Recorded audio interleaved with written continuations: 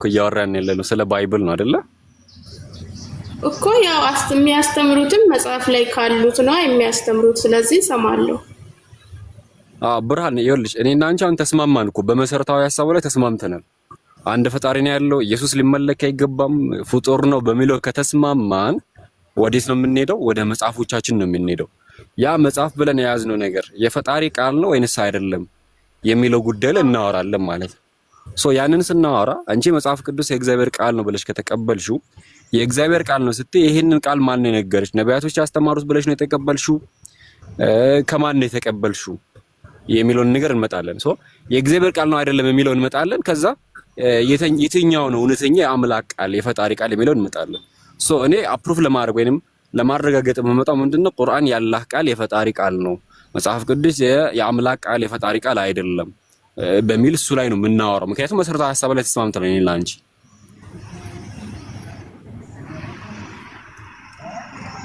ተረዳሽኝ ብርሃን?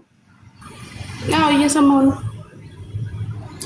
ስለዚህ አሁን መጽሐፍ ቅዱስ የማን አስተምሮ ነው? ቃሉን ነው የሚያስተምረው፣ የእግዚአብሔርን ቃል እኮ። የእግዚአብሔር ቃል በማን በኩል ነው የመጣ? ቃሉን በፈጣሪ ነው። ፈጣሪ ነው ለኛ ለሰዎች ለፈጠረ ሰዎች እንድንማር የሰጠ ቃል ነው። እሱን ቃል እያየን እሱን እንድንከተል እኮ። በእነማን በኩል? እንዴት በእነማን በኩል? ለምሳሌ የእግዚአብሔር ቃሉን ሲልክ በሰዎች በነቢያቶች ምናምን ነው አይደለ? በነቢያቶች በኩል ነው ለሰዎች መልእክትን የሚያስተላልፈው አይደለ? አይደል እንዴ? አዎ በሰው ነው እግዚአብሔር የሚናገረው። መጽሐፍ ቅዱስ የማን ቃል ነው? ማን ነው ያስተላልፈልሽ? የእግዚአብሔር ቃል ነው ብሎ ማን ነው ያስተላልፈልሽ? እና የማን ቃል ነው ታዲያ? መጽሐፍ ቅዱስ ላይ ያለው የእግዚአብሔር ቃል አይደል እንዴ? ኦኬ ኢብራሂም አለ። ሰላም አለይኩም ወራህመቱላህ ወይጂክ። ወአለይኩም ሰላም ወራህመቱላህ ወበረካቱ። የብሮ ቀጥል።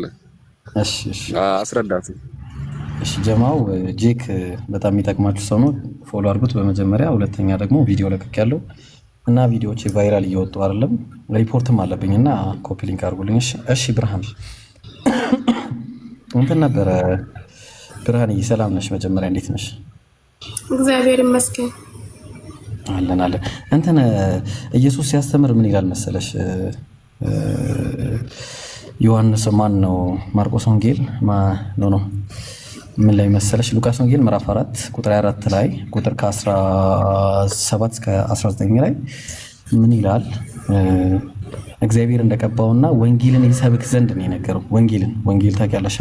ወንጌልን እሰብክ ዘንድ ቀብቶኛልና አለ። ስለዚህ አሁን ኢየሱስ እግዚአብሔር የቀባው ወንጌልን ይሰብክ ዘንድ ነው። ለዛ ነው ማርቆስ ወንጌል ምዕራፍ 1 ቁጥር 14 ላይ በወንጌልም እመኑ እያለ እየጮኸ ወደ ገሊላ መጣ ይላል። ስለዚህ በወንጌል ነበር የሚታመነው። ስለዚህ አሁን ይህ ወንጌል የሚባለው ነገር ለኢየሱስ የተሰጠ መጽሐፍ አለ። ይሄ ወንጌል ከማን ነው ተብሎ ሲባል ከእግዚአብሔር ነው። ለምሳሌ ምን ላይ እናገኘዋለን? ዮሐንስ ወንጌል ምዕራፍ 12 ቁጥር 49 ላይ ምን እያለ ይናገራል መሰለሽ? እኔ ከራሴ አልተናገርኩምና ነገር ግን የላከኝ አብ እርሱ የምለውን የምናገረውን ትእዛዝ ሰጠኝ አለ። ትእዛዝ። ስለዚህ የሰጠው ማን ነው? አምላኩ። ዮሐንስ ወንጌል 8:40 ላይ ከአምላክ ሰምቼ የነገርኳቸውን ሰው አለ። ስለዚህ ከአምላክ እየሰማ ይናገር ነበር። አሁን ጥያቄው ባይብሉን ግን ስናየው ከአምላክ አይደለም። ለምሳሌ ሉቃስ 1:1 ላይ ስትሄጂ ቴዎፍሎስ ወይ ብሎ ለቴዎፍሎስ የተጻፈ ደብዳቤ ነው። የግል ደብዳቤ ለሰዎች የጻፉት የግል ደብዳቤ። ቴዎፍሎስ ሆይ ከመጀመሪያው በአይን ያዩት አለ። በአይኑ አይቶ አያውቅም። የቃሉ አገልጋዮች ሆኑት እንዳስተላለፉልን አለ። የቃሉ አገልጋዮችም አይደሉም። እንዲሁም እሺ አዛን አለብኝ፣ ይቅርታ እቀጥልልሻለሁ። እሺ ስለዚህ የአምላክ ቃል አይደለም ነው ባጭሩ። እመጣልሻለሁ፣ ተመልሼ ቀጥሉ። አዛን አለብኝ።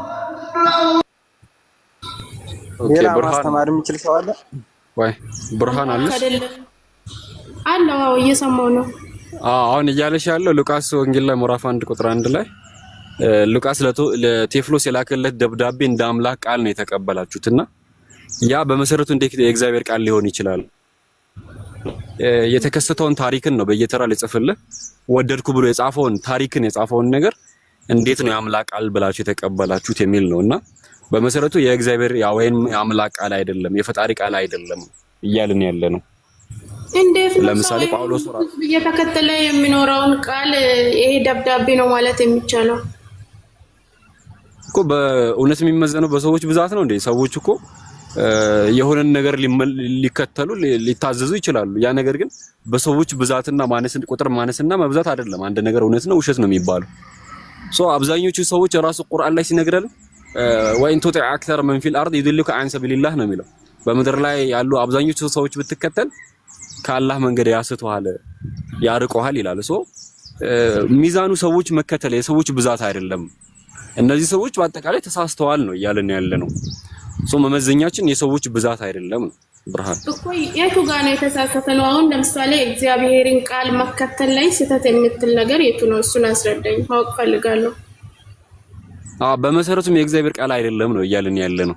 ለምሳሌ ሉቃስ ወንጌል ምዕራፍ 1 ቁጥር 1 አሁን ኢብራሂም የጠቀሰልሽ አይተሽዋል። ቴፍሎስ ሉቃስ ነው ለቴፍሎስ ነው የጻፈለት ደብዳቤ ነው። ታሪክን ነው የጻፈለት።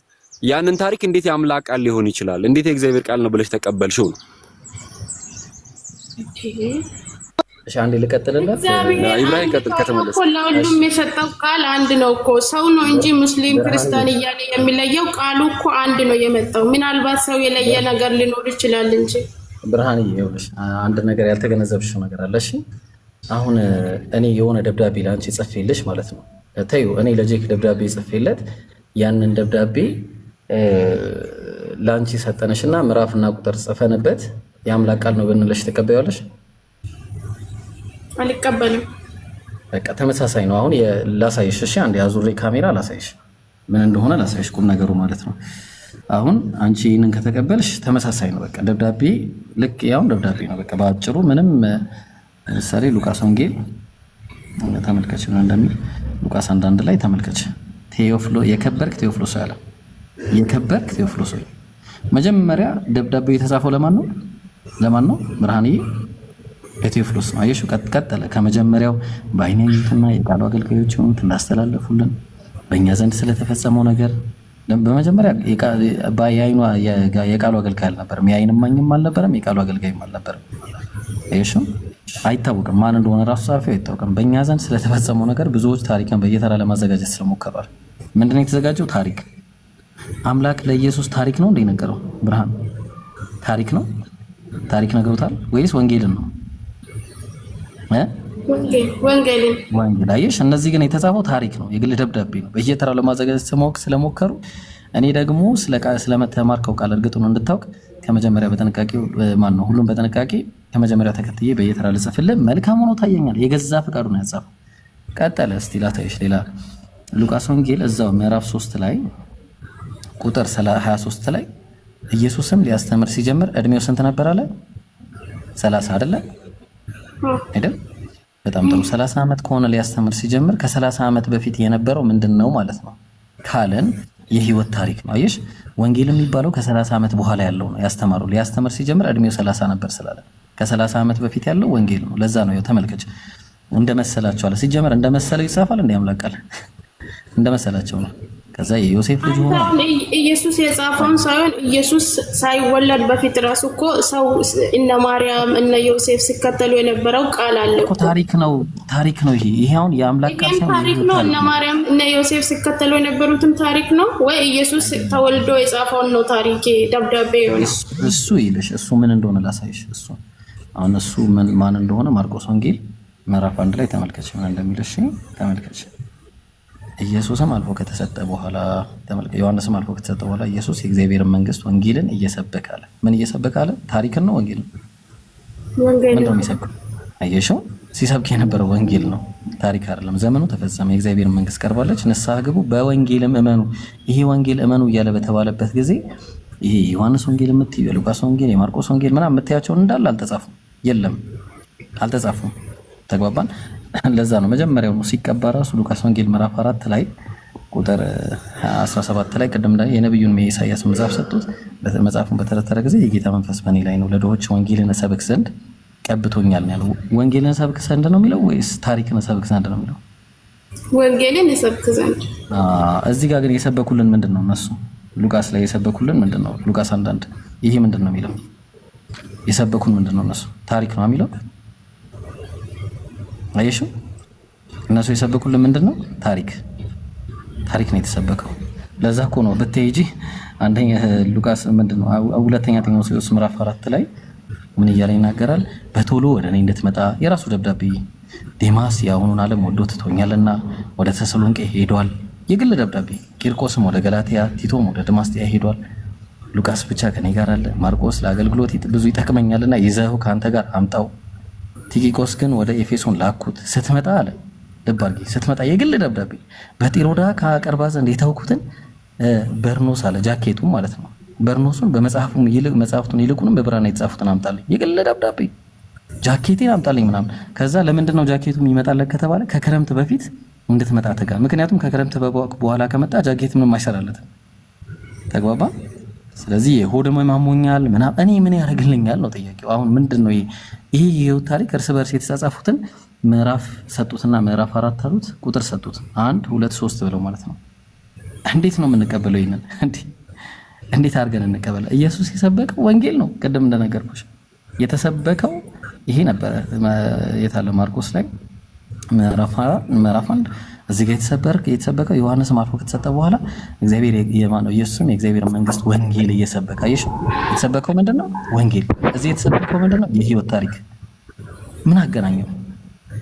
ስለዚህ አሁን በቃ ትልቅ ችግር የምንለው ይሄ ነው። በመጀመሪያ አንድ ላይ እርስ በርስ አይስማሙ። አንደኛው የተናገረው ሌላኛው ያፈርሰዋል። ምክንያቱም ትክክለኛ የህይወት ታሪክም አይደለም። ይሄኛው ኢየሱስ 3 ሰዓት ተሰቀለ ይላል፣ ይሄኛው 6 ሰዓት እንኳን አልተሰቀለም ይላል። ይሄኛው እንደዚህ ሲል ይሄኛው እንዲህ ይላል። እሺ የትኛው ነው ምናምነው? ራሱ ታሪኩ ትክክለኛ ታሪክ የትኛው እንደሆነ አንደኛው ዝብርቅርቆ የወጣ ነገር ነው። የሚገርምሽ አሁን መስጂድ ሆኜ ነው እንጂ ወንድሞች አሉ በእርግጥ በደንብ ያሳዩሻል። ለማንኛውም አንቺ አሁን መጽሐፍ ብለሽ የምትይዢው ነገር የአምላክ ቃል አይደለም የተያዘው። አሁን በእጅሽ ላይ ያሽው መጽሐፍ የአምላክ ቃል ሳይሆን የሰዎች የግል ደብዳቤ ያዘጋጁት በቃ እርስ በርስ የተጻጻፉትን ነው እናንተ ወንጌል ብሎ ይሰጥ። እሺ አሁን አንቺ ጃኬት ምናምን ያለውን ተቀበያለሽ የአምላክ ቃል ነው ብለሽ ይሄ ጃኬቱ ምናምን ስትመጣ ጃኬቴን ይዘልኝና ምናምን ለምሳሌ ሊያስረዳ ነው።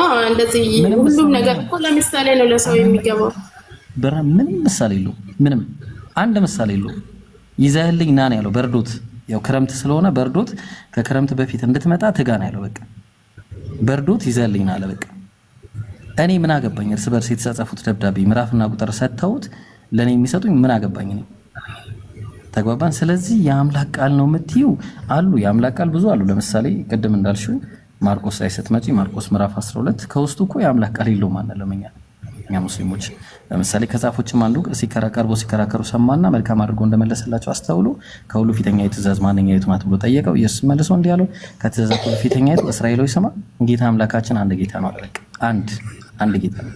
ስለዚህ ይሄ አንዱን ጌታ እንድታመልኪ ነው መጽሐፉም የተናገረው ማለት ነው እኮ። እኔም አንዱን ጌታ ነው የማመልከው እኮ። እሱን እኮ እኔም አልካድኩም። አንድን ጌታ እኮ የሚያስክድ ነገር መቼም አይኖረኝም እኮ። አንዱን ጌታ ነው የማመልከው። እሺ ይሄ ግን አንዱን ጌታ ነው የማመልከው። አሁን ጌታን እያመለኩ ኢየሱስን ቢጠራ ችግሩ ምንድን ነው? ይሄ ማጋራት ይባላል። እሺ አንድ ጌታ እያመለክሽ ሁለተኛ ጌታ መጥራት፣ ሁለተኛ ሌላ በቃ እሱ አይበቃም ነው ያኛው አይበቃም፣ ብቻውን ይበቃል እኮ። አንተ አሁን ሙስሊም በእናንተ መጽሐፍ ላይ ስለ ኢየሱስ አይናገርም? ይናገራል ኢየሱስ ብሎ ኢየሱስ እና ታዲያ ይሄ እኮ መጥራት እኮ ነው። ብርሃን እየነገረሽ ኢየሱስ የተከበረ የአላህ መልእክተኛ ነው። እሺ ነብይ ነው። ከታላላቅ ነቢያቶች መካከል አንደኛው ነው። በቃ በጣም ትልቅ 5 ነቢያቶች አሉ። ኖህ፣ ኢብራሂም፣ አብርሃም ማለት ነው። በተመሳሳይ ሁኔታ እነ ሙሴ፣ እነ ኢየሱስና ነብዩ መሐመድ አለይሂ ሰላም የአላህ ሰላም በሁሉም ላይ ይሁንና እነዚህ ውስጥ የተመደበ ታላቅ ነብይ ነው። በድንግልና ማርያም እንደወለደችው እናምናለን። ተግባባ። ግን ችግሩ እኛ አናመልከውም፣ አንጠይቀውም። ምን ጠይቀው አንድ አምላክ አላህ ምን አለ መሰለሽ በቁርአን ላይ ወነህኑ አቅረቡ ኢለይሂ ሚን ሐብሊል ወሪድ አለ። ከደም ስሩም በላይ የቀረብን በቃ ከደም ስራችሁ በላይ የቀረብን ለእናንተ አለ። ስለዚህ በቃ ያንን ነው ምናምን ይበቃል። አልሐምዱሊላህ። ይሄኛው ማምለክ ስንች በቃ አትጥሪ ያለ አንድ ነገር ልንገሪ፣ ክርስቲያንም ሁሉ የሚያመልከው አንድ አምላክ ነው። ግን ኢየሱስ ክርስቶስ ራሱ መጽሐፍ ላይ ሲናገር በሰማያት ያለውን የአባቴን ፍቃድ የሚያደርግ እንጂ ጌታ ሆይ የሚል ሁሉ መንግስተ ሰማያትን የሚገባ አይደለም ብሎ ይናገራል አይደል? ይሄን ስለዚህ አሁን ኢየሱስ አምላክ አይደለም በይሽ ባጭሩ ማን ኢየሱስ አምላክ አለ? ኢየሱስ የእግዚአብሔር ልጅ እኮ ነው የምንለው፣ ግን ስሙን እንጠራለን ነው። ልጅ ነው ስትይ አልገባኝም። እግዚአብሔር የባህሪ ልጁ ነው ወይስ ኢየሱስ እግዚአብሔር አይደል እንደ ኢየሱስን ታምር? እሺ እግዚአብሔር ሙታንን እንዳስነሳ እውርን እንዳበራ ይሄን መጽሐፍ ቅዱስ አይናገርም? እናንተ ትክክል ነሽ። ሙታንን ያስነሳ ኤልሳም አለ። ተቀበያለሽ? ኤልሳ ሙታንን እንዳስነሳ ታውቂያለሽ? ነብዩ እሺ አው ታውቂያለሽ? አሳይሽ። ሙሴ ባህር እንደከፈለ ታውቂያለሽ? ሙሴስ ባህር ግን አሁን እኔ የምናገረው ስለ ኢየሱስ ነው። ግን ኢየሱስ ይሄን እንዳደረገ ታውቃለህ? ኢየሱስ ያደረጋቸው ተአምራቶች ብቻ ሳይሆን ኢየሱስ ያላደረጋቸው ብዙ ተአምራቶችን ሌሎች ነቢያት ሰርተዋል። ተግባባ። ስለዚህ እንትን ተአምር በሰራለም ተአምሩን ኢየሱስ ምን አለ? እኔ ከራሴ አንዳች ላደርግ አይቻለኝም ብሏል። በቃ እኮ እሱ ከአባቱ ነው ይሄን ሁሉ እንዲያደርግ የረዳው እግዚአብሔር ነው። ይሄን እኮ ያምናል እኮ ሁሉም ሰው መጽሐፍ የሚያስተምረውን ያምናል። እና ኢየሱስ ክርስቶስ ብዙ ተአምራትን ያደረገው ኃይሉን እግዚአብሔር ስለሰጠ ነው። ስለዚህ ይሄ ማለት ፈጣሪን ትተን ኢየሱስን ፈጣሪ ነው እያለን ነው ማለት አይደለም። በቃ ትክክል ነሽ። ስለዚህ አሁን ስሙን ግን አትጥሪ ነው። በቃ ስሙን ከጠራሽ ችግር ነው የሚፈጠረው። ስሙን ለምን ነው ማልጠራው? እኔ አሁን እያልኩኝ ያለው ችግር የለውም። በቃ አሁን እሱ ላይ ሳናወራ በቃ ኢየሱስ አምላክ አይደለም አይደል? ተስማማን እዚህ ላይ። ኢየሱስ የእግዚአብሔር ልጅ ነው። እግዚአብሔር ልጅ እኮ አምላክ አይደለም ግን አምላክ አይደለም፣ የእግዚአብሔር ልጅ አማላጅ ነው። አምላክ አይደለም። እናመሰግናለን።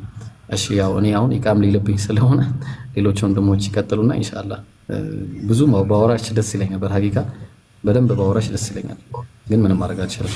እና አደራችሁን ቪዲዮን እኛን ማስተናግዱና አቤት ልጆች እኛን ማስተናግዱና ይበቃታል። እሺ ያስተናግደዋል። እኔ በቃ ሰላት ልገባ ነው። ቀጥሉ። እሺ ያለ ነው። አንቺ ፍቅር ካንዲ አደን ቆይ እንዴ 1200 ሰዎች ኢብራሂምን ግቡና ኮፒ ሊንክ አድርጉለት ቪዲዮን። በተጨማሪ ታግ ያደረገውን ኡስታዝ ፎሎ ብታደርጉት ብዙ ነው የምትጠቀሙት። ኡስታዝ ኢላህ ማህሙድ። እሺ ዛራ ማስተማር የሚችል የለም እዚህ። ጥያቄ ምንድነው? ይሰማሃል? ቆይ ተረጋጋሽ። አልተመቸትም። ለዛም ጥያቄ አለ? አዎ። እሺ ጥያቄ ምንድነው? አላህ የት ነው የሚገኘው? እሺ ከፍጥረት ዓለም ውጪ ነው አምላካችን አላህ። ምን ላይ ነው ያለው? ከፍጥረት ዓለም ውጪ። እሺ ፍጡራን ውስጥ ይገባል አላህ? አይ በፍጡራን አይከበብም አምላካችን አላህ። በፍጡራን የሚከበብ አምላክ አይደለም። እሺ ወደ ቅርቢቷ ሰማይ ይመጣል በቂያማ ቀን? እሱ ነው ጥያቄ፣ የመጨረሻው ጥያቄ አለ። ይቀጥላል ግን ይሄን መልስ እኮ ጥያቄን አስቀምጥ። እንደ ሰንሰለት እየሄድክ መልስ መጀመሪያው። ወይ ጉድ! ይመጣል ላይ በጣም ወርቀት መጫጫ አይቻልም። እሺ ጥያቄን አስቀምጥ። መጫጫው አይደለም ጥያቄ እየጠየኩ ነው። መመለስ ትቻለህ? መልስ። እሺ ጥያቄ ምንድነው? ወደ ቅርቢቷ ሰማይ ይመጣል ወይ በቂያማ ቀን? እሺ በቃ አለቀ። እሺ ጌታችን አላህ Subhanahu Wa Ta'ala ራሱን የገለጸበት አለ يعني في القرآن والحديث الصحيح ገልጿል ራሱ بكل يعني ينزل ربنا الى السماء الدنيا حين يبقى ثلث الليل الاخير በሚልም በዛ መልኩም ተገልጿል። يعني يوم القيامه እንደሚፈረድ በዛ መልኩም ተገልጿል። ሶ በዛ እናምናለን እኛ። ነገር ግን ቢላ ተሽቢህ ወቢላ ተዕቲል ወላ ተእዊል ማለት ነው። ሳናመሳስል አምላክ ይሰማል ብለን እንደምናምነው ያያል ብለን እንደምናምነው በዚህ መልኩም የሲፈቱል ውሩድ يعني በዚህ መልኩ እናጸድቃለን። የንዚሉ ረቡና የሚለው እናጸድቀዋለን። በቃ እኔ እኮ ያልኩህ ይመጣል ወይ አይመጣም ወይ ይሄንን ማለት ነው። ከፍጡራኖች መስማት ጋር እንደማናመሳስለው ሁሉ አምላክ ይሰማል። የኔ ጥያቄ አልመለስከውም። አንተ ያወራው ሌላ ነው፣ የጠየቅኩህ ሌላ ነው። አው እያልኩህ ነው። ቆይ እየመለስኩህ ነው። አው ብዬ እያብራራሁልህ ነው። እሺ አው ብያለሁ እያብራ አራሁን አዳምጥ። ወይ ጉድ! እሺ ቀጥል። ከጠየቅ አዳምጥ። እሺ ስለዚህ ስለ አምላክ የተገለጹት በአጠቃላይ እናምናለን፣ በባህሪ ደረጃ የመጡትን ምናምን ማለት ነው ሁሉ። ነገር ግን እነዛ ባህሪያቶች ወይንም ደግሞ አትሪቢዩቶች ወይንም ሲፋት የምንላቸው አናመሳስልም ነው። ይሄን ኮንሴፕት ይዛል። ለምሳሌ ፊ ሱረቲ ሹራ ምዕራፍ 42 ቁጥር 11 ላይ ለይሰ ከሚትሊ ሸይ ወሁወ ሰሚዑል በሲር አለ እና እርሱን የሚመስለው ምንም ነገር የለም እርሱ ሰሚው ተመልካቹ ነው ይላልና እነዚህ በአጠቃላይ የተለያዩ ባህሪያቶች የመጡትን በሙሉ እናጻድቃለን። ነገር ግን ኔጋቲቭ ቴዎሎጂን ተጠቅሟል፣ ነፊ አድርጓል። ለይሰ ከሚትሊ ሸይ እርሱን የሚመስለው ምንም ነገር የለም ብለው ሳናመሳስል በዛ መልኩ እናጻድቀዋለን የመጡትን ማለት ነው። እና የመውረድ ባህሪ ያለው ይሄ ያኒ የንዚል ረቡና የሚለውን በዛ መልኩ እንቀበላለን። የመልቀያመም እንደሚፈርድብን እናውቃለን እሱ። ስለዚህ አላህ ያለው ከሰባተኛ ሰማይ በላይ አርሽ ላይ ነው የተቀመጠው። ስለዚህ ያን ሁሉ የተቀመጠው የሚል የለም። እሺ አርሽ ላይ ያለው አላህ ሰፊ ላይ አድርጉት። እሺ ላይ አድርጉት፣ ሰፊ ላይ አድርጉትና የተቀመጠ የሚል ክፈት ላይ አድርጉት። እና አርሽ ላይ አይደለም አላህ። ቆይ እሱ ተመልሳል። ቆይ አንዴ ሰፊ ላይ አድርጉትና የተቀመጠ የሚል ክፈት። እሺ እግዚአብሔር ነው የተቀመጠው። መጽሐፍ ቅዱስ ላይ እናሳያለን። አላህ ተቀመጠ የሚል በቁርአን ላይ ያሳየን። ትልቁ ላይ ነህ ክፈት። እሺ በጨዋነት ነው። ያላ አርሽ ላይ አይደለም ወይ ነው ጥያቄ። ክፈት ተቀመጠ ብለሃል አንተ ራስህ። አንዴ ክፈት የተናገርከውን ክፈት። ከየት ያመጣ ነው? እግዚአብሔር ነው የተቀመጠው። አንተ ደግሞ አሳየን ነው አይደለም? ይሄ ጥያቄ እኮ ነው ጠይቀህ ነገር ነው። ቅድም የጠየቅከው ደምድመህ ነው የተናገርከው። ስለዚህ ማስረጃ መክፈት ብቻ ያላ እንዴ ኋላይት ነው ብላችሁ ነው የምታምኑት እናንተ? ጥያቄ እየጠየቅክ ያለው አሁን ነው። ቅድም የተናገርከው ደምድመህ አላህ ተቀምጧል አርሽ ላይ አልክ። የቱ ጋር ነው ይሄን ያገኘኸው? እኔ የጠየቅኩት ይወርዳል ወይ በቅርቢቷ ሰማይ ይቀመጣል ወይ ይመጣል ወይ በቃና ካልሆነ እግዚአብሔር ቁጭ ብሎ አርሽ ላይ እንዳለ አሁን ላሳየህ ነው። እሺ የሚያደርገህ ችግር የለውም። እሱን ተው፣ ስለኛ ተው፣ ስለአንተ ነው ጥያቄ ነው የጠየቁ። ወይ ተረጋጋ። ጌታ እግዚአብሔር ቁጭ ብሏል አርሽ ላይ ላሳየህ ነው። በዙፋኑ ላይ ይቀመጥ፣ ችግር የለውም። የኔ ይቀመጥም ይሄድም እኔ የጠየቅኩን ብቻ መመለስ መቻል አለብህ። ስለዚህ ከተቀመጠ አንተም ትቀመጣለህ። ፍጡር ነው ማለት ነው አይደል? እግዚአብሔር እንዴ ጌታ ችግር የለውም። ስለኔ ተዋል። አንተ መጠየቅ የራስህ ማስተማር ከቻለ ቆይ ተረጋጋ፣ ቀስ በለ። መጀመሪያ እኮ የመጣሁት መጠየቅ እችላለሁ ወይ ስላቸው አዋሉ። ስለዚህ አንተ መጠየቅ የለህም ስለሆነ ልመልስላቸው። በቃ አንተ አትፈልግም፣ ግን ልመልስ። መልስ አላገኘም። አንዴ ቀስ በል፣ ቀስ በል። ኔት አድርገሽ ቀስ ብያለሁ። መልስ በቃ አዳምጥ። ማን የተቀመጠው ከተባለ አንተ የምታመልከው እግዚአብሔር በዙፋኑ ላይ ቁጭ ብሏል ተደላድሎ። አንዴ እናሳይ። እሺ ያንተስ የት ነው ያለው? ተቀመጠ የሚል የለም አላህ። የኔ ያው መለስኩልህ። አሁን ማስረጃ ላሳይ። እሺ ረጋ በል አንዴ።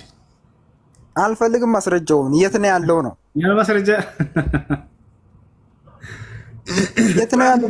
እግዚአብሔር በዙፋኑ ላይ እንደተቀመጠ እናሳይ። ቢሆን አድርጋ ትረብሽ እንጂ እንደምን ነው? ቀስ ብለህ ትረብሽ። እግዚአብሔር የቀይ መጠየቅ እኮ ርበሽ አይደለም ሁሱ ሚውት አድርግሽ። ሚውት አድርግ። አንድ እግዚአብሔር ቁጭ እንዳለ ላሳያቸው ለሌሎች። አንተ አፈልገው ችግር የለም። ሌሎች ግን ማየት ይፈልጋሉ። እንዳለ አታውቁም እንዴ? የኔን ምን አገባ? ለምን ትረብሻለህ? ጣልቃ ትግባ። እግዚአብሔር እንደተቀመጠ ላሳያቸውና ለ1300 ልጆች ከዚያ በኋላ ትቀጥላለህ ጥያቄን። አብሽር። ምን ይሄን ነካለ ብናየው እግዚአብሔር እንደተቀመጠ ችግር የለውም። አሁን አንተ እኔን ሚውት እያደረግህ ለምን ትረብሻለህ? ለምን ትረብሻለህ? በጨዋነት እያስተናገርክህ ነው፣ እያስተናገርንህ ነው። ረጋ ብለህ እንድታወራ ፈገግ ብለን ሳቅ ብለን መማመር ነው አይደለ? እግዚአብሔር ቁጭ እንዳለ እንዴ ላሳየህ አንድ ጊዜ። እሺ የት ነው የተቀመጠው የሚለውንም እዛው ላይ አርሽ ላይ ነው ቁጭ ያለው። በነገራችን ላይ በዙፋኑ ላይ ተቀምጧል። ላሳየህ። እሺ መማማር ነው። ምን ችግር አለው? በጨዋ ደንብ አይተህ ነው። ነገር ግን አላህ ተቀመጠ የሚል በቁርአንም ሆነ በሐዲስ ላይ እንደሌለ ደግሞ እሱን አስመስክረናል። የትም አታመጣም።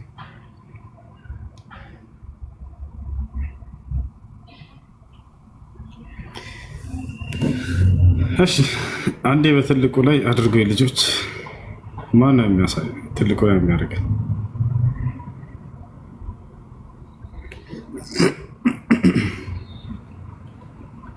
እንዴት የሚቀመጥ አምላክ ያመልካል? ወገናችን በጣም ጉድ እኮ ነው። ትልቁ ላይ አድርጉ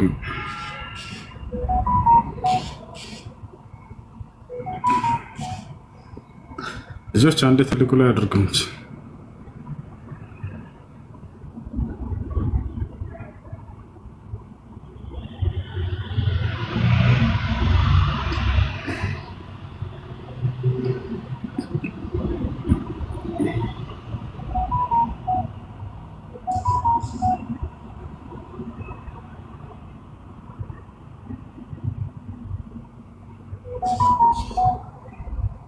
እሺ ትልቁ ላይ ሆኛለሁ አይደለ?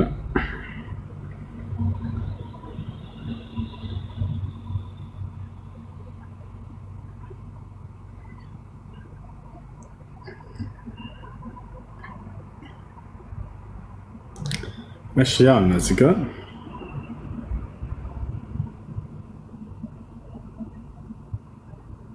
አንዴ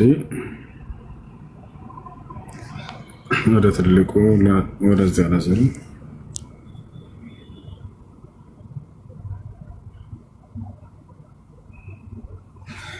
ይታያል። እዚህ ጋር ሚልክያስም አለ ይላል፣ እንግዲህ የእግዚአብሔርን ቃል ስሙ።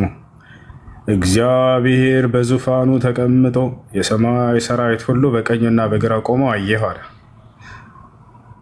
ይወታል ከቀኝና ከግራ ቦዲጋርዶች ተረጋ።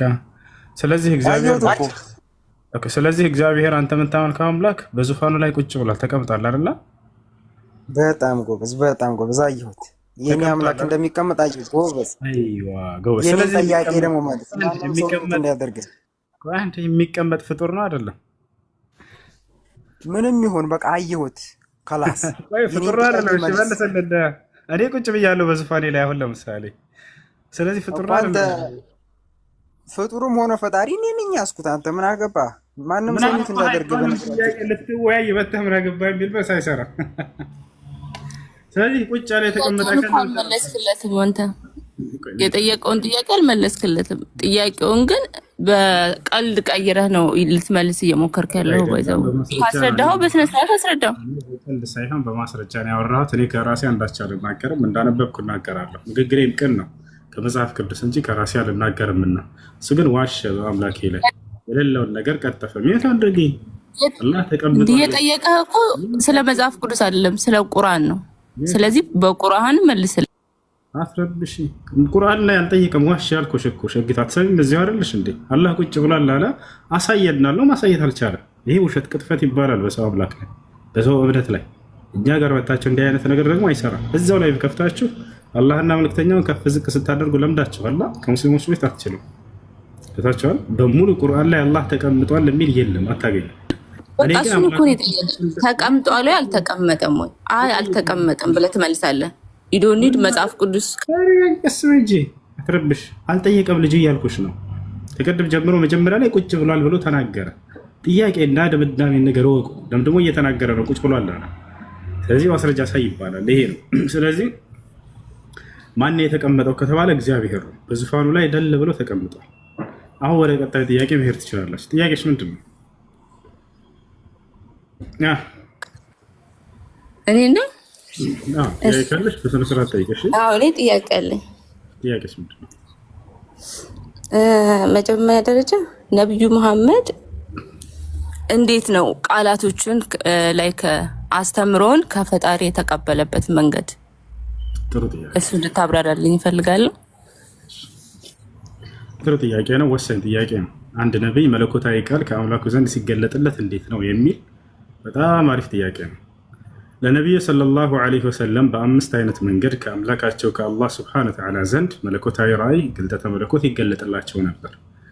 አንደኛ አምላክ አላህ ሱብሓነሁ ወተዓላ ያለማንም ቀጥተኛ ያለማንም መካከለኛ በቀጥታ በማናገር ልክ ለምሳሌ ዛሬ የምንሰግዳቸው 5 አውቃት ሶላቶችን ለነቢዩ ሙሐመድ ሰለላሁ ዐለይሂ ወሰለም አላህ ይህን ትእዛዝ ሲሰጣቸው ማንም ጅብሪል ምናምን መካከል ላይ ሳይኖር በቀጥታ ነው ያዘዛቸው። ያ ሙሐመድ እያለ ስማቸውን እየጠራ እርሳቸውም አይ ያ ረቢ አቤቱ ጌታዬ ሆይ እያሉ እየመለሱለት።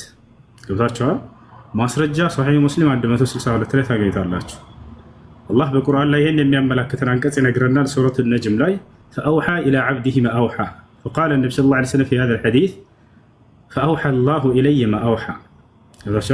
ስለዚህ የመጀመሪያው ግልጠተ መለኮት በምን መንገድ ነው ከተባለ አምላክ አላህ ያለማንም መካከለኛ በቀጥታ እርሳቸውን በማናገር ሙሐመድ ሆይ አላቸው በቀንና በሌሊት እነዚህን 5 አውቃት ሶላት እንድትሰግድ አንተም ትውልድህም ላይ ግዴታ አድርጌያለሁኝ ምንዳውም ልክ 50 እንደሰገደ ነው አላቸው። ነብዩ ሰለላሁ ዐለይሂ ወሰለም ይሄን ትዕዛዝ በቀጥታ የተቀበሉት ከአላህ ነው ያለማንም መካከለኛ። የሁለተኛው ግልጠተ መለኮት መንገድ ምንድነው? መልአኩ ጅብሪል ታላቁ መልአኩ ገብርኤል በትክክለኛ አፈጣጠሩ በመላእክነት አፈጣጠሩ መጥቶ ቃልን ገልጦላቸው ይሄዳል። ታቻል ነብዩ ሰለላሁ ዐለይሂ ወሰለም መጀመሪያ ላይ ሲገለጥላቸው ጊዜ በዚህ መንገድ እንደተገለጠላቸው ይናገራሉ። ማስረጃ ቃል ነብዩ ሰለላሁ ዐለይሂ ወሰለም ረአይቱ ጅብሪል ወለሁ 600 ጀናህ ጅብሪልን አየሁት ለእርሱም 600 ክንፎች አሉት አሉ። በክንፋማ ማንነቱ አይተውታል። መላእክቶች ባህሪያቸው አፈጣጠራቸው ከብርሃን ነው፣ የክንፍ ባለቤቶች ናቸው። ማስረጃ يقول الله سبحانه وتعالى في بداية سورة فاطر الحمد لله فاطر السماوات والأرض جاعل الملائكة رسلا ولي أجنحة مثنى وثلاث ورباع يزيد في الخلق ويشاء يرينا كرا الله ملائكتوችን መልእክተኛ አደረኳቸው የክንፍ ባለቤቶችም አደረኳቸው ከእነርሱ 2 ክንፍ ያለው አለ 3ም 4ም ከዚያም በላይ ለፍጥረቶች ያሻጀ ለጨምርላቸዋለሁ እያለ ተናገረ። ጅብሪል ስንት ክንፍ አለው? 600 ክንፎች አሉት። በዚህ በመላእክነት አፈጣጠሩ በክንፍ ከነክንፉ ነብዩ ሰለላሁ ዐለይሂ ወሰለም ተገልጦ አይተውታል። ሐዲስ ላይ ሲናገሩ ምን አሉ?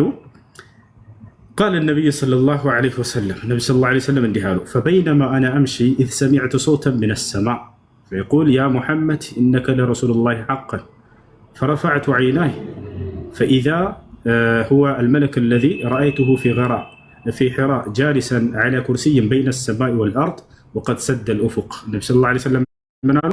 ከሒራ ዋሻ እየወጣሁ ይሳለሁኝም አሉ የሆነን ድምፅ ከሰማይ ሰማሁኝ። ምን የሚል ድምፅ? ሙሐመድ ሆይ እነሆ አንተ የአላህ መልእክተኛ ተደርገህ ተመርጠሃል የሚልን ቃል ሰማሁኝ አሉ። አይኖቼንም ወደ ሰማይ ከፍ አድርጌ ስመለከት ያ በሒራ ዋሻ የተገለጠልኝን መልአክ ራሱኑ ዙፋኑ ላይ ተቀምጦ በሰማይና በምድር መካከል ተመለከትኩት። እርሱም የሰማይን አጽናፍ ሞልቶት ነበር ብለው ተናገሩ። መልአኩ ጅብሪል ወደ ሰማይ ቀጥ ብለው ነብዩ ሰለላሁ ዐለይሂ ወሰለም ሲያዩ የሰማይ ቀዳዳ አይታይም ነበር፣ እንዳለ ሸፍኖታል። ጅብሪል በጣም ግዙፍ የሆነ ፍጡር ነው። አላህ ሱብሓነሁ ወተዓላ ይሄን እይታቸውን መስክሮላቸዋል በቁርአን ላይ ወለቀድ ረአሁ ቢልኡፉቂል ሙቢን አለ። هذه الهاء تعود الى جبريل عليه السلام በእርግጥም ጅብሪልን በሰማይ አጽናፍ ተመልክቶታል ሙሐመድ እያለ መስክሮላቸዋል። ስለዚህ ሁለተኛ የሚገለጥበት ግልጠተ መለኮት ከአምላክ ዘንድ መልአኩ ጅብሪል በትክክለኛ አፈጣጠሩ ከአላህ ዘንድ ቃልን መልእክትን ይዞ ይመጣል።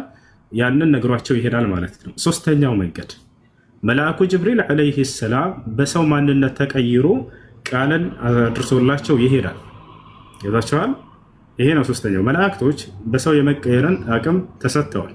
መልአኩ ጅብሪል በሰው የተቀየረ መጥቶ ቃልን ሰጥቷቸው ይሄድ ነበር። ለዚህ ማስረጃ ሶሒህ ሙስሊም ቁጥር 8 ላይ በዚህ ማንነቱ ሲገለጥ ሰዎች ሁሉ ይመለከቱት ነበር። ጅብሪልን እና ሚካኤልን በሰው ማንነት ተቀይረው ሲመጡ ያዩቸዋል። ሰሃቦች ይመለከቷቸዋል፣ ቃልንም ይሰማሉ። ሶሒህ ሙስሊም ቁጥር 8 ላይ ረጅም የሆነ ሐዲስ ነው። ዑመር ብን አልኸጣብ ራሱ የነብዩ ሰለላሁ ዐለይሂ ወሰለም ሰሃባ ሲዘግብ ኩና ጁሉሰን ዐንደ ነብዩ ሰለላሁ ዐለይሂ ወሰለም ብሎ ይጀምራል። ከነብዩ ሰለላሁ ዐለይሂ ወሰለም ጋር ተቀምጠን ሳለን እያለ ይናገራል።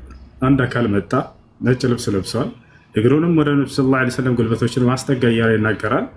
ከዚያ በኋላ እርሳቸውን አስተማራቸው፣ ሰሃቦችንም አስተማራቸው። ስለ ኢስላም፣ ስለ ኢማን፣ ስለ ኢሕሳን ማሁወ ልኢስላም ያ ሙሐመድ እያለ ጠየቀ። ማሁወ ልኢማን ማሁወ ልኢሕሳን ሁሉንም ከመለሱለት በኋላ ነብዩ ሰለላሁ ዐለይሂ ወሰለም ምናሉ ሃዛ ጅብሪል አታኩም ዩዐልሙኩም አምረ ዲኒኩም፣ ይሄ መልአኩ ገብርኤል ነው፣ ስለ ዲናቸው ስለ ሃይማኖታቸው ሊያስተምራቸው መጥቶ ነው አለ። ስለዚህ ሶስተኛው ግልጠተ መለኮት ከአላህ ዘንድ መልአኩ ጅብሪል ዐለይሂ ሰላም የሰው ማንነትን ይዞ መጥቶ ቀርቦ ቃልን አድርሶ መሄድ ነው። አራተኛው መንገድ ከአላህ ዘንድ ለነብዩ ሰለላሁ ዐለይሂ ወሰለም መለኮታዊ ራእይ ግልጠተ መለኮት የሚገለጥበት መንገድ ምንድነው? ህልም ነው። የነቢያቶች ህልም ከአላህ እንጂ ከሰይጣን አይደለም። ልክ ለምሳሌ ኢብራሂም ዐለይሂ ሰላም ልጁን እረድ የሚል ትእዛዝ የመጣለት በህልሙ ነበር። ማስረጃ ፈለማ በለገ መዐሁ ሰዕየ ቃለ ያ ቡነየ ኢኒ አራ ፊል መናሚ አኒ አዝበሑከ ፈንዙር ማዛ ተራ ቃለ ያ አበቲ ፍዐል ማ ቱእመር ሰተጅዱኒ ኢንሻአላህ ሚነ ሳቢሪን። ኢብራሂም ዐለይሂ ሰላም ልጁን እረድ የሚል ትእዛዝ የመጣለት የግልጠተ መለኮት መንገድ የራእይ መንገድ በህልም ነበር። አምላክ በቀጥታ አናግሮት ገብርኤል ተልኮ ምናምን አልነበረም። ልጄ ሆይ እኔ በህልሜ አንተን ሳርደህ አያለሁኝ አለው። ልጁም ምን አለ? ቃለ ያ አበቲ ፍዐል ማ ቱእመር አለ። አባዬ ሆይ የታዘዝከውን ፈጽም አለ። ትእዛዝ ብሎ ጠራው ልጁ። አያችሁ አይደለ? የነቢያቶች ህልም የአምላክ ትእዛዝ ነው፣ ራእይ ነው፣ ገልጠተ መለኮት ነውና ያየኸውን ህልም ፈጽም ሳይሆን ያለው የታዘዝከውን ትእዛዝ ፈጽም ብሎ ነገረው። የአምላክ ትእዛዝ ወደ ነቢያት በህልማቸው ይገለጣል። ለነቢዩ ሰለላሁ ዐለይሂ ወሰለም በዚህ መንገድ ይገለጥላቸው ነበር። ጅብሪል ገና በሒራ ዋሻ ሳይመጣ በፊት መጀመሪያ በዚህ አይነት ግልጠተ መለኮት አምላክ አላህ ሱብሓነሁ ወተዓላ ይገልጥላቸው እንደነበር ያሳያቸውንም ህልም በገሃዱ ዓለም ልክ ጠዋት ላይ ሲያሳያቸው እንደነበር እናታችን አይሻ የመሰከረችው ነገር ነው። ይህ ነው። ሌላኛው ምንድነው? የመጨረሻው ከተባለ ግልጠተ መለኮት ከአላህ ዘንድ ለነብዩ ሰለላሁ ዐለይሂ ወሰለም በመንፈስ ቅዱስ ምሪት እያሉ ቃል በቃል ይናገራሉ። ነቢያችን ሰለላሁ ዐለይሂ ወሰለም ቃል ሲመጣላቸው የነበረበት መንገድ አንደኛው መንፈስ ቅዱስ ምሪት ነው። ማስረጃ ቃለ ነብዩ ሰለላሁ ዐለይሂ ወሰለም ኢነ ሩሐል ቁዱስ ነፈኸ ፊ ረውዒ፣ መንፈስ ቅዱስ በልቤ ላይ ቃልን አስተላልፎልኝ ሄደ ይላሉ ሐዲስ ላይ። አላህም ይህን በቁርአን ላይ ሲናገር ሱረቱ ነሕል ላይ ቁል ነዘለሁ ሩሑል ቁዱስ ሚን ረቢከ ቢልሐቅ ሊዩሰቢተ አለዚነ አመኑ ወሁደን ወቢሽራ ሊልሙስሊሚን እያለ ይናገራል። ይሄን ቁርአን ከጌታቸው ከአላህ ዘንድ በእውነት መንፈስ ቅዱስ አወረደው በላቸው እያለ ይናገራል። እነዚህ አምስቶቹ ግልጠተ መለኮት ከአላህ ዘንድ ለነቢ ሰለላሁ ዐለይሂ ወሰለም ሲተላለፍበት የነበረ መንገድ ነው።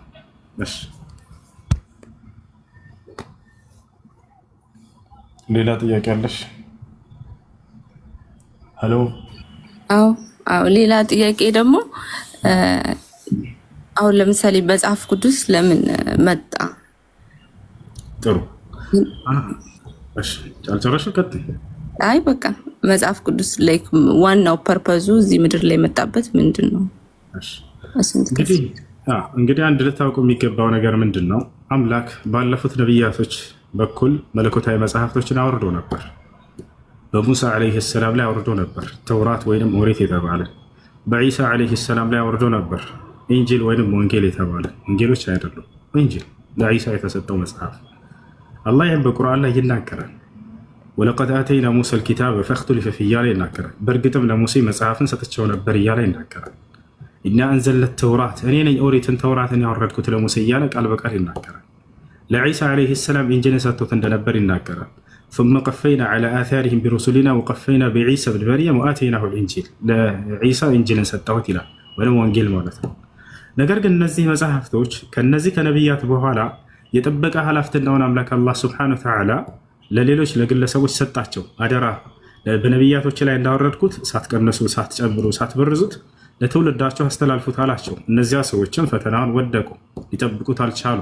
በረዙት፣ ቃሉ ጨመሩበት፣ ቀነሱበት፣ ይወታቸዋል፣ ቀላቀሉበት። ስለዚህ በዚህ ሁኔታ ይገኛል ይሄ መጽሐፍ እስካሁን ድረስ ማለት ነው። በእርሱ ላይ ያሉ መለኮታዊ ቅሪቶች እውነታ የሆኑ ነገራቶች እንዳሉ ኢስላም ያስተምራል። ለምሳሌ መሲሁ በድንግልና መወለዱ በትክክል እውነት እንደሆነ ያስተምራል። ልክ እንዲሁ መሲሁ ሙታንን ሲያስነሳ እንደነበር ይሄንንም ያስተምራል ቁርአን። ማየት የተሳናቸውን ይፈውስ ነበር፣ መስማት የተሳናቸውን ጆሯቸውን ይከፍት ነበር። እነ አብርሃም፣ እነ ሙሴ፣ እነ ኢስሐቅ፣ እነ ያዕቆብ የሚባሉ ጻድቆች ነቢያቶች እንደነበሩ ቁርአን ይመሰክርላቸዋል። ስለዚህ ይህ ነው እና እነዚህ መጽሐፍቶች በቀደሙት ነቢያቶች ላይ ወርደው የነበሩ ሲሆኑ አስላቸው መሰረታቸው፣ ነገር ግን ከዚያ በኋላ ሰዎች የራሳቸውን ሀሳብ የቀላቀሉባቸው መጽሐፍቶች ናቸው ማለት ነው። ይሄ ነው እኔ ጥያቄ ምን መሰለ፣ ፐርፐዙ ላይ መጽሐፍ ቅዱስ የመጣበት ፐርፐዝ ዋናው ዓላማው ምንድን ነው ነው? ዋናው ዓላማውና የመሰረቱ ምን ነበር ከተባለ እነዚህ መጽሐፍቶች በነቢያቶች መጀመሪያ ላይ ከመወረዳቸው ስንነሳ ጊዜ አንዱን አምላክ አላህን በብቸኝነት ሰዎች እንዲያመልኩ ሊያስተምሩ ዘንድ ነበር። ለዚህም ነው እስራኤል ሆይ ስማ ጌታ አምላካችን አንድ አምላክ ነው። ይህ የትእዛዛት ሁሉ መጀመሪያና ይህን መጀመሪያ እንደሆነ ይናገራል። ይሄ ነው ዓላማቸው። የነቢያቶች ትምህርት ይሄው ነበረ። ይሄ ነው ዓላማቸው። እነዚህ መጽሐፍቶች መሰረታቸው የነበረው ቶሻል አይደለ? እና ደግሞ ላይ ከቁርአን የተጻፈው መጽሐፍ ቅዱስን ለመቃረን ቢሆንስ? በውስጡ ያሉ ስህተቶችን ሊቃረናቸው ነው። ቁርአን የመጣው በሶስት ዓላማ ነው፣ መጽሐፍ ቅዱስን አስመልክቶ ማለት ነው። አንደኛ በውስጡ ያሉ እውነታዎችን እውነታ ናቸው ብሎ ያረጋግጣቸዋል። ሙሰድቀን ሊማ በይነ የደይሂ ይላል፣ ያለፉትን እውነታዎች የሚያረጋግጥ የሆነ ነው። ሁለተኛ በውስጡ ያሉ ስህተቶችን ስህተት ናቸው ብሎ ሊያርማቸውን የመጣው። ለምሳሌ አምላክ 7 ሰማያትን 7 ምድርን በ6 ቀን ከፈጠረ በኋላ በ7 ቀን ከስራው ማረፈ ይላል። አምላክ ስራ ሰርቶ የሚያርፍና ረፍትን የሚተነፍስም አይደለም። ተነፈሰም ስራውን ከስራው ማረፈ እያለ ይናገራል። ይሄ ስህተት ነው እያለ አላህ ይናገራል። እኔ 7 ሰማያትን 7 ምድርን ፈጥሬያለሁኝ በስራዬም ላይ ጥቅንጣት እንኳን ድካም አላጋጠመኝም ነበር እያለ ይናገራል። ልክ እንዲሁም በነቢያቶች ላይ የተነገሩ ስህተቶችን ያርማቸዋል ቁርአን። ለምሳሌ ሃሮንን ታውቂያለሽ አይደለ? የሙሴ ወንድም መጽሐፍ ቅዱስ ላይ ነብይ እንደሆነ ይናገራል። ኦሪት ዘጸአት ምዕራፍ 7 ቁጥር 1 ላይ ብትሄጂ ሙሴን እግዚአብሔር ምን ይለዋል? እኔ አንተን ለፈርዖን አምላክ አድርጌሃለሁ፣ ወንድምህንም አሮንም ነብይ አድርጌልሃለሁ ይለዋል። ይህ ነብይ ግን ጣዖት ሲያስመልክ እንደነበር እዚያው ኦሪት ዘጸአት ምዕራፍ 32 ቁጥር 1 ላይ ታገኛለሽ። እስራኤላውያኖች ከግብፅ በወጡ ጊዜ የዛኔ ሙሴ አምላኩን ለማናገር በሄደ ጊዜ ለ40 ቀን ለእስራኤላውያን ሰዎች ወርቃቸውንና ብራቸውን እንዲሰባስቡ አቅልጦ የጣዖት ወይፈን ወይንም ጥጃ የሰራላቸው አሮን እንደሆነ መጽሐፍ ቅዱስ ይናገራል። በዚህ በነብይ ላይ ይናገርበታል እንደሱ ብሎ ይሄ ነው አምላካችሁ ብሎ አሮንም ሰጣቸው። እነዚህም ሰዎች ያንን ማምለክ ጀመሩ። ነገር ግን ቁርአን ይሄንን አረመው። የሚገርምሽ በፍጹም ያንን አሮን አላደረገም አለ። አሮን እኔን አምልኩ አላህን አምልኩ ብቻ ብሎ በዚህ በትምህርቱ ላይ ጸንቶ ነበር እያለ ይናገርለታል። ነገር ግን ሳሚሬ የተባለ ሰው ነው ያን ጣዖት የሰራላቸው ብሎ አረመው መጽሐፍ ቅዱስ። አይሽ በነብያቶች ላይ የማይገባቸውን ክብር የገለጸባቸውን ነገራቶች ሁሉ አረሟቸዋል። ቁርአን የነብያትን ክብር ሁሉ አጠብቋል። የአምላክን ክብር ሁሉ አጠብቋል። እሻል ኢየሱስ ክርስቶስ ገላትያ ምዕራፍ 3 ቁጥር 13 ላይ የተረገመ እንደሆነ ይናገራል ጳውሎስ። ነገር ግን ቁርአን መጣና አረበው። የተባረከ ነው እርሱ እያለ ይናገራል። ወጀዐለኒ ሙባረከን አይነማ ኩንቱ አለ መሲሁ ሲናገር በቁርአን ላይ ሱራ መርየም ላይ ቁጥር 19 ላይ በየሄድኩበት ስፍራ ብሩክ የተባረኩኝ አድርጎኛል አለ። ብሩክ ነው ብለን እናምናለን። እሻል ነገር ግን ገላትያ 3:13 ላይ በተጂ ኢየሱስ ክርስቶስን መርገም ነው እያለ ጳውሎስ ይናገራል። የተረገመ እንደሆነ ይናገርበታል። ሌላም ነገራቶች ልክ እንዲሁ ያዕቆብ አባቱን ኢስሐቅን ማየት ስለማይችል ከወንድሙ ከኤሳው በረከቱን አጭበርብሮ ሰርቆ እንደወሰደበት ይናገራል መጽሐፍ ቅዱስ። አላህ ግን ቃል በቃል እኔ ራሴ ነኝ መርጬ የባረኩት ያዕቆብን ብሎ አረመው መጽሐፍ ቅዱስ። ወዝኩር ኢብራሂም ወኢስሐቅ ወያዕቁብ ወሊልአይዲ ወልአብሳር ኢና አኽለስናሁም ቢኻሊሰቲን ዚክረ ዳር ወኢነሁም ዒንደና ለሚነል ሙስጠፈይን አልአኽያር። አብርሃም ኢስሐቅን ያዕቆብን በዚህ በመጽሐፍ ላይ አውሳላቸው ሙሐመድ ካለ በኋላ እነዚህ ከእኔ ዘንድ በእኔ የተመረጡ ናቸው አለ። በረከቱን አጭበርብሮ ሰርቆ አይደለም። ከአምላክ የሚገኝ በረከት ሲጀመር በመስረቅና በማጭበርበር የሚወሰድ ነገር አይደለም። ከአምላክ በመመረጥ የሚገኝ ነገር ነው። አላሁ የስጠፊ ሚነል መላኢከቲ ሩሱለን ወሚነን ናስ፣ እኔ ከመላእክቶችም ከሰዎችም መልእክተኞችን ራሴ ነኝ የምመርጠው ብሎ አላህ ሱብሓነሁ ወተዓላ አረመው። ይሄን እዚያ ጋር ግን አባቱ ማየት ስለማይችል ኢስሐቅን እኔ ኤሳው ነኝ ብሎ ቀረበውና በረከቱን አጭበርብሮ ወሰደበት ይለናል። ተመልከቱ፣ ይሄ ነው። ሌላው ልክ እንዲሁ ሰለሞንን ከሃዲ እንደሆነ መጽሐፍ ቅዱስ ይናገራል። ወጥቷል አይደል? መጽሐፍ ቅዱስ ላይ በጣዖት አምላኪያን ሴቶች ፍቅር እንደወደቀና ከዚያ በኋላ በእነርሱም አማልክቶች ላይ ለእነርሱ አማልክት ቤቶችን ሲሰራ እንደነበረ አምላኩን እንደካደ ይናገራል። ቁርአን መጣና ይሄን አረመው። ወማ ከፈረ ሱለይማን አለ፣ ሰለሞን ግን በፍጹም እኔን አልካደም ነበር ብሎ በትክክል በአምላኩ ትእዛዝ ላይ የጸና እንደሆነ አድርጎ መሰከረለት። አየሽ እንዳለ እነዚህን ሁሉ ስህተቶች አረባቸው መጥቶ። ይሄ ጥቂት ነው የነገርኩሽ፣ በጣም በርካታ አለ። ይሻላል ያ ነው ያሉትን እውነታዎች ደግሞ ያጸድቃቸዋል። በድንግልና የተወለደ ብቸኛው ልጅ መሲሁ እንደሆነ ቁርአን ይናገራል። ክርስቶስ ወይንም መሲሁ ተብሎ የሚጠራው እሱ የማርያም ልጅ እንደሆነ ቁርአን ይናገራል። አልመሲህ እያለ ይጠራዋል። ለቀድ ከፈረ ምን ይላል? يقول سبحانه وتعالى لقد كفر الذين قالوا إن الله هو المسيح ابن مريم وقال المسيح يا بني إسرائيل يالا ينكرل المسيح كريستوس من دي آل يالا ينكرل لها يمشال الله ሌላም ነገራቶች ያሉትን እውነታዎች ያዘርካቸዋል ቁርአን፣ የሌሉትን ስህተቶች ደግሞ ያርማቸዋል። ነገር ደግሞ ልክ እንዲሁ ሶስተኛው ነገር ምንድነው? የነብያትንም ክብር ሆነ የአምላክን ክብር የማይነኩ ነው። ነገር ግን በቁርአን ላይ ያልተገለጹ ነገራቶች ከሆኑ እነዚህን ደግሞ ዝም ብሎ ያልፋቸዋል። ለዚህ ነው ነብዩ ሰለላሁ ዐለይሂ ወሰለም ይሄን አስመልክቶ ምን አሉ? ላ ቱሰዲቁ አህለል ኪታብ ወላ ትከዚቡሁም፣ የመጽሐፍ ባለቤቶች እውነት የማትበሏቸው ሐሰት የማትበሏቸው ያሉት የእኛን ሶስተኛውን ነጥብ አስመልክቶ ነው። እውነት የሆነውን ግን እውነት ነው እንላለን፣ ሐሰት የሆነውን ደግሞ ሐሰት ነው እንላለን። ይሄን ይመስላል። እሺ እሱ እንትን ጥያቄ ደግሞ ሌሎቹ እንዳለ እንትኖች ሐዋርያቶች በመንፈስ ቅዱስ ተቀርጾላቸው የእግዚአብሔርን ቃል ካስተማሩ ሀውካም ውሸት ይጽፋሉ? እንዴት ውሸት ይጽፋሉ? ሁለተኛ ጥያቄ ደግሞ መርየም ስትወልድ ተጨነኩኝ ምናምን ብላ ለእግዚአብሔር ስትነግረው ከመሀከላችን አንዱን ልከንልሻል እሱ ራሱ ያወራሻል አላት። ላይክ ከመሀከላቸው ሲል ማንን ነው? ኢዛት ገብርኤል ነው ወይስ ደግሞ ኢሳን ነው? እሺ ቁርአን ላይ ስላለው ነው እየተየክሻለሽው። ከመሀከላችን አላለም። ፈርሰልና ኢለይሃ ሩሐና ነው ያለው። ወደ እርሷም መንፈሳችንን ላክን ነው የሚለው። መልአኩ ጅብሪል አለይሂ ሰላም ወደ እርሷ ተልኮ እሷን አጽናንታታል። እንዲሁም ደግሞ ልጅ እንደምትወልድ አብስሯታል። ያን ሁሉ ነግሯታል። ፓርት ከፍተህ ቃል በቃል እንድትልልኝ ስለምፈልግ ነው። መርየም ስትል መልስ ሲሰጣት እግዚአብሔር ከመሀከላችን አንዱን ልከንልሻል። እኔ በእንግሊዝኛው ቨርዥን ነው እንትን ያልኩት ብቻ። እሺ ከፍቼ ላሳይሽ። ከመሀከላችን ሳይሆን የሚለው ከመንፈሳችን ነው የሚለው። ከመሀከላችን አንዱን አይልም። አንዴ ላሳይሽ። ኦኬ ከመንፈሳችንም ከሆነ ማንን ነው? ኢዛት ክርስቶስን ነው ወይስ ደግሞ አይደል? መንፈስ የተባለው መልአኩ ጅብሪል ነው። መልአኩ ጅብሪል መንፈስ ይባላል። በርካታ ቦታ ላይ አላህ በመንፈስ እያለ ይጠራዋል። እርሱ ለሰዎች በነቢያት በኩል ከአላህ ዘንድ መንፈሳዊ የሆነ ህይወት መለኮታዊ ራዕይ ስለሚያመጣ መንፈስ ተብሎ ተገልጿል። እሱ እና ሩህ ተብሎ ይገለጻል። እርሱ በርካታ ቦታ ላይ አላህ ሱብሓነሁ ወተዓላ መንፈስ እያለ ይጠራዋል። እና ከመካከላችን አንዳችን አይደለም የሚለው ከፈለግሽ ላሳየሽ። ከመንፈሳችን ነው የሚለው ሱራ መርያም 2ኛ ገጽ ላይ እናገኛለን።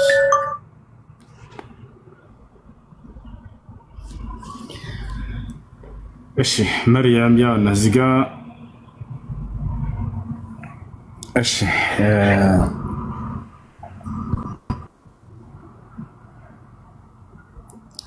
ከእነርሱም መጋረጃን አደረገች ይላል።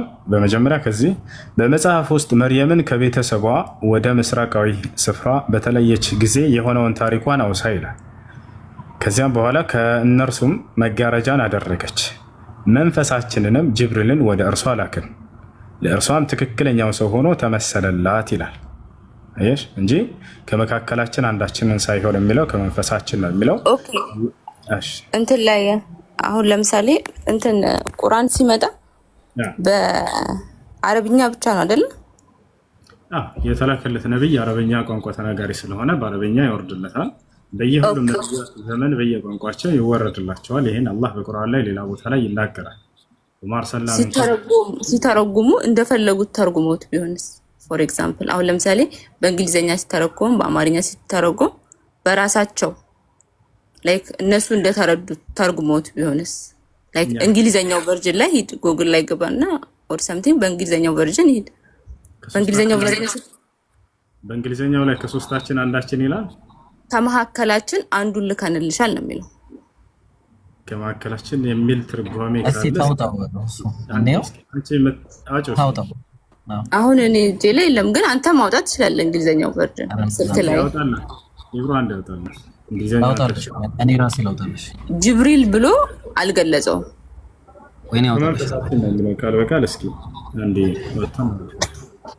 ይሄኛው በኋላ ላይ ረቡል መላኢከት ይወሩህ የሚለውን በኋላ እናየዋለን። ግን እንግሊዝኛውን ላውጣልሽ የምትፈልጊው ነው። እሺ ያውልሽ ቁርአን እንግሊዝኛ ሎክ ይሄ አይደለም።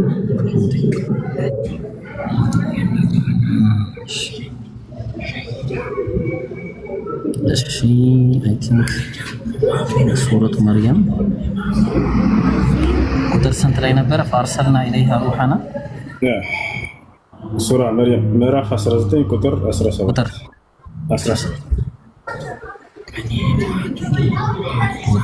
17። እሺ እስቲ ያውልሽ እዚህ ጋር ይሄ ነው የሚለው አየሽው? then she screamed herself off from them, then we sent to her our angel of revelation. አየሽው?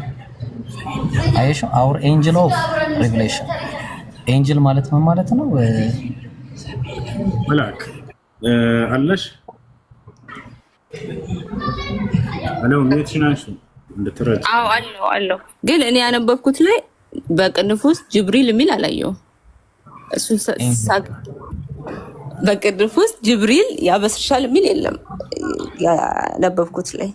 ያነበብሽው ላይ ስታመጣና ስኩሬላው ግን ቃል በቃል ቁርአኑ እንደዛ ነው የሚለው ያው እንዳመጣሽው እዚህ በእንግሊዝኛው ላይ መልአክ እንደሆነ የሚናገር።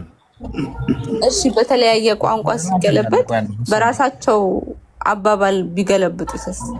ላይክ ቆይ ሁሱ ሳያወራ በፊት አንዴ እኔ ይሄን ልጨምርና ልዝጋሽ። አንዴ ይለሽ አሁን ለምሳሌ ሩህ የሚባለው ነገር ምን ይላል መሰለሽ? ተመልከች። ግሎሪ ቱ ዩ ሞስት ሆሊ አር ዩ አለ ሎርድ ኦፍ ዘ ኤንጀልስ ኤንድ ዘ ስፕሪት አለ።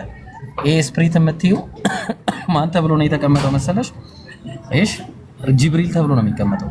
ዩ ዘ ረብ ኦፍ ዘ ኤንጀልስ ኤንድ ጅብሪል አለ። እሺ ሩህ የሚባለው ነገር እዚህ ጋር ሩህ ብሎ ነው የሚያስቀምጠው። ተመልከች።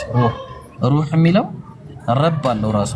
ረብ ማለት አምላክ ማለት ነው። እሺ ራሱ ረብ ያለው ነው ሩህ የሚባለው ነገርና አፎን ሁሱ ቀጥል።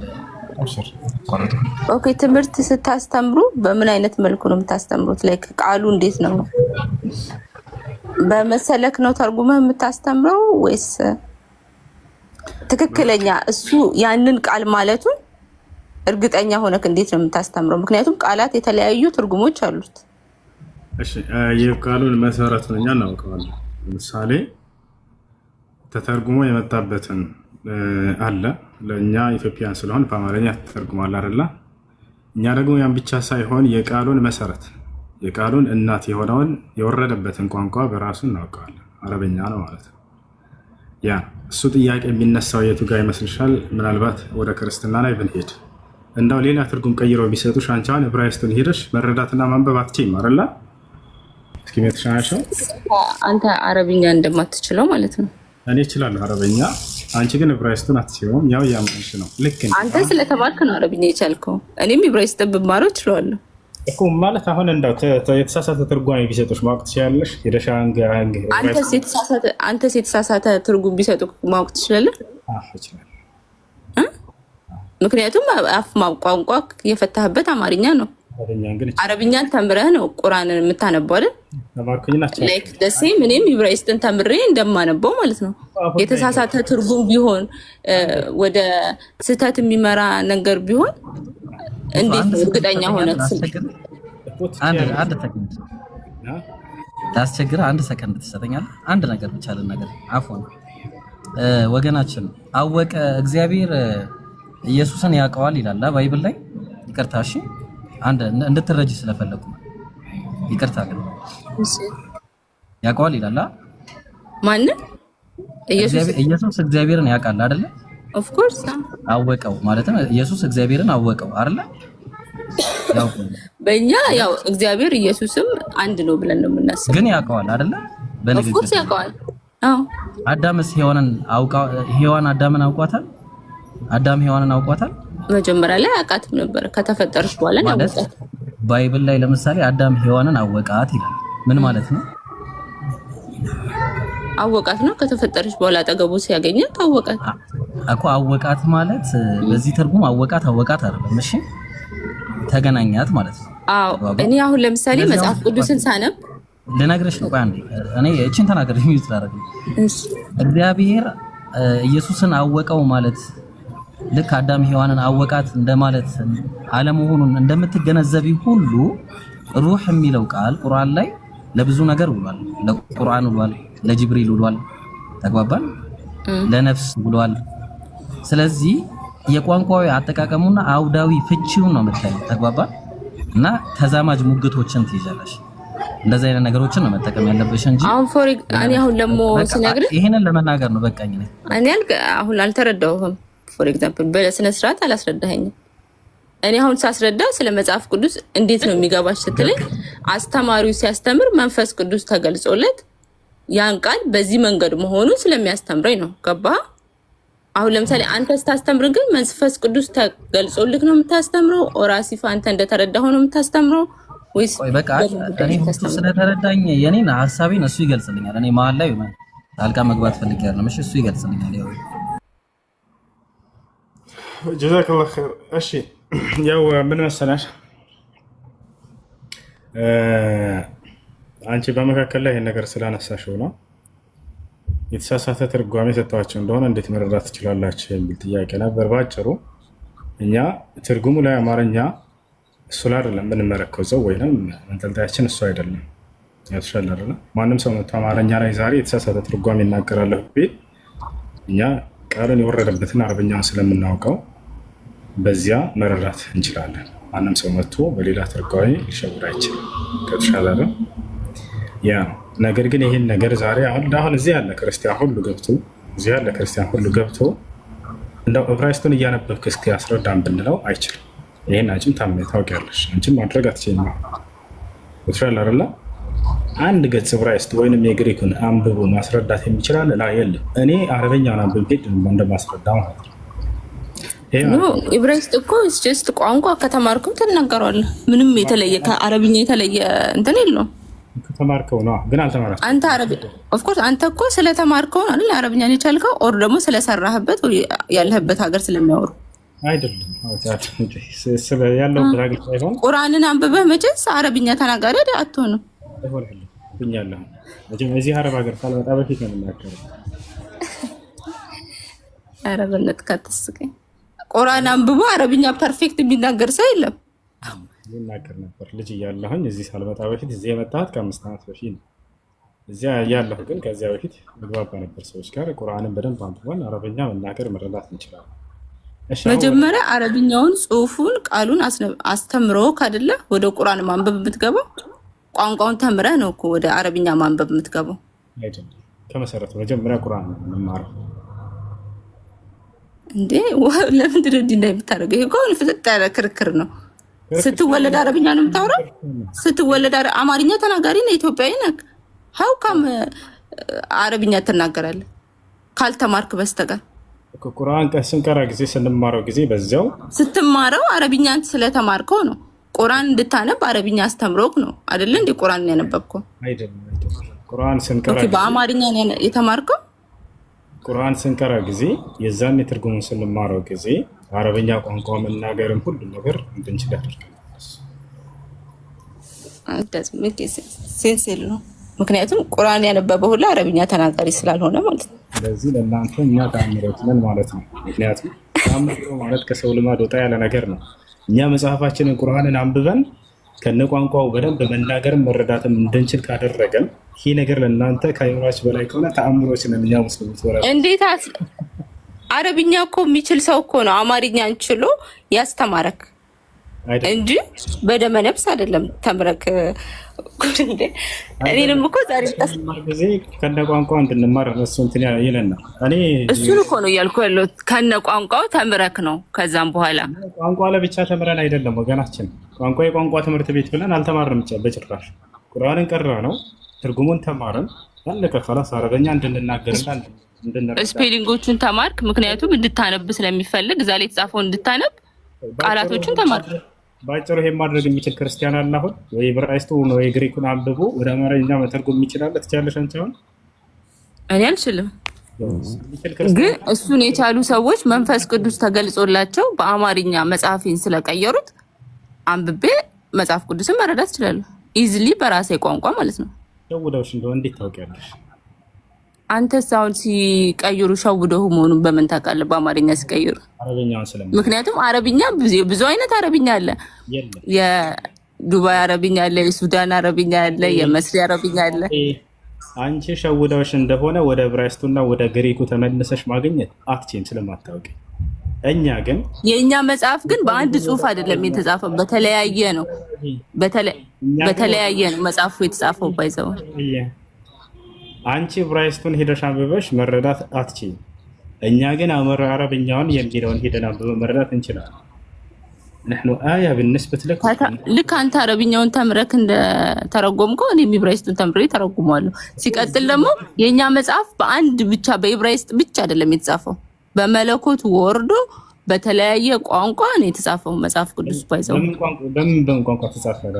በተለያየ ቋንቋ በዛን ሰዓት በነበረው በተለያየ ቋንቋዎች ተጽፏል ተብሏል። እዛ ላይ ምሳሌ በምን ቋንቋ? አንድ 5 ቋንቋዎች ግለጽልኝ እስኪ ከተጻፉበት ቋንቋዎች። በእንግሊዘኛም በአረብኛም በነቢያቶች ላይ ሲወርድ ጊዜ በእንግሊዘኛ ተጽፎ ነበር፣ በአረብኛ ተጽፎ ነበር። ምክንያቱም ነቢያት የተለያዩ ቋንቋቶች እንደማያወሩ ምንነግርህ ምንድነው የባቢሎን ተራራ እንትን ሲሉ ግንብ ሲሰሩ ቋንቋቸውን ገለባብጦባቸው ነበር። ስለዚህ የተለያየ ቋንቋ ነበር ህዝቡ የሚያወራው። ስለዚህ በተለያየ ቋንቋ እንደነበር አሳየን እስኪ አንዴ ማስረጃ ትልቁን አድርገሽ ታሳይናል። ምኑን?